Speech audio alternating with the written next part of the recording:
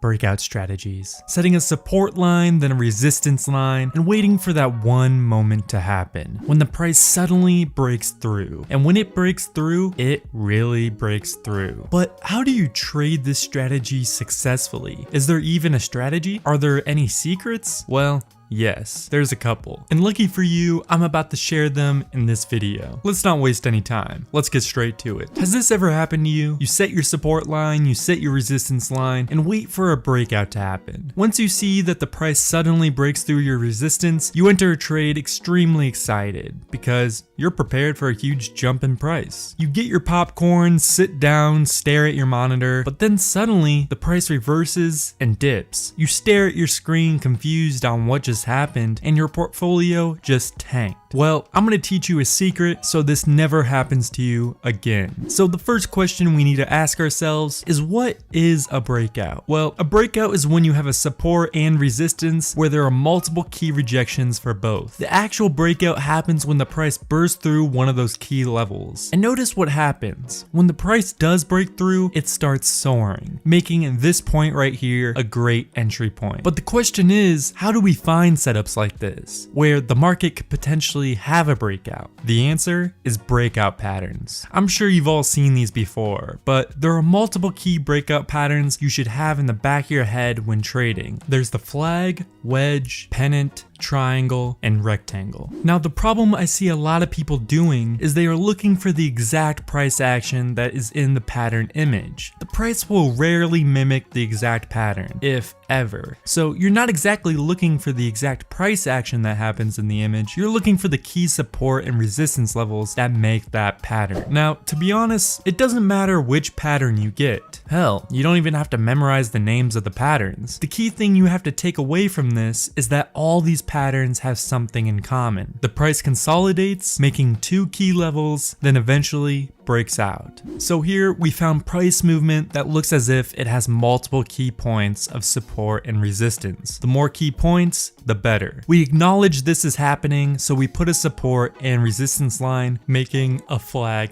pattern. So far so good. But this is the point where people usually make the mistake. So what happens is people usually wait for a breakout in either direction. So once someone sees the price break through their resistance line, they immediately enter the trade right here. But it turns out it was a false breakout and the price reverses in the opposite direction. This specific trader would have lost a pretty decent amount of money. I'm going to show you how to prevent this from happening so we go in with a greater chance of the price going the direction we want it to. The first thing we need to understand is what's called momentum candles. Momentum candles can have many forms, but usually it's one big candle with a large body, or three medium-sized candles all going in the same direction. These two forms of momentum candles are going to be what we are looking for. Let me show you an example. So in this example, we have a set of multiple higher highs, so we set a resistance level right here. Then we have a key support level here because the price reversed multiple times at this level, and now we wait. We see a pretty decent sized candle form, and then it breaks the resistance level. This matches our definition for a momentum candle. The problem is only the tip of it broke out, so we are not counting this as a momentum candle. For us to be able to count this as a momentum candle, the majority of the body would have had to been crossing the resistance level. We would also consider this a momentum candle if another green candle appears outside of the line like this. But unfortunately, it was a red candle instead, so we ignore the signal. Let me show you another example. So here we have our support and resistance level set up. The price moves and a decent sized candle breaks through our resistance. It's not a momentum candle because it does not have a big body, so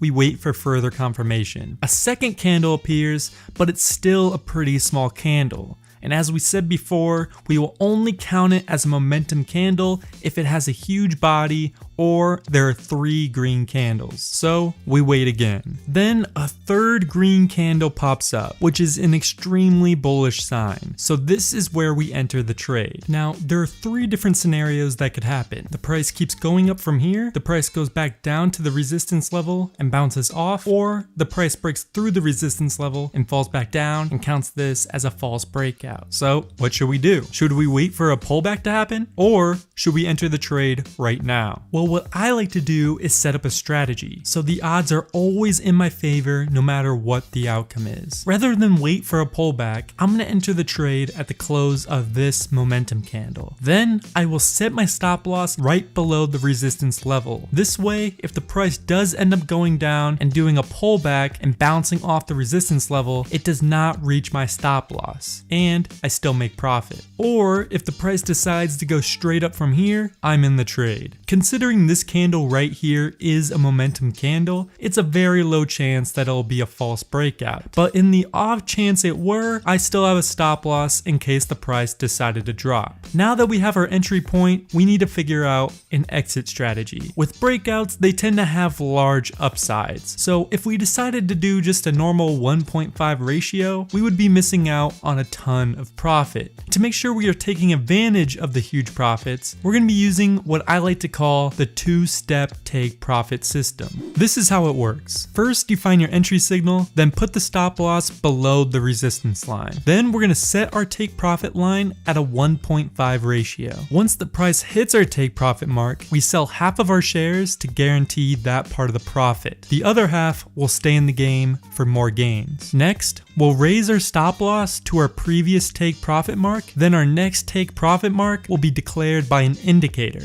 That indicator is the chandelier indicator. To add this indicator, just go to Trading View, go to the Indicators tab, and type in chandelier stop. Then go to the indicator settings and change the ATR multiplier to 2. This indicator will give us our exit strategy. It's very simple. We sold half of our shares at the 1.5 profit mark. We let the other half run. We set our new stop loss at our old take profit mark, and we will exit the trade once the chandelier indicator changes colors. So right here we would have sold the remaining of our position because the chandelier indicator changed colors. Notice all the extra profit we made by only selling half of our shares. If we would have sold all of our shares at the 1.5 profit mark, we would have missed out on a ton of upside. Let's see one more example. We find some key points that are great levels to make a support and resistance. Once we set our trend lines, we wait for a momentum candle to break through our resistance. One candle breaks the line, but it does not have a big enough body to be considered a momentum candle. So we wait for 2 more green candles. Once we see the 3rd green candle, we enter the trade.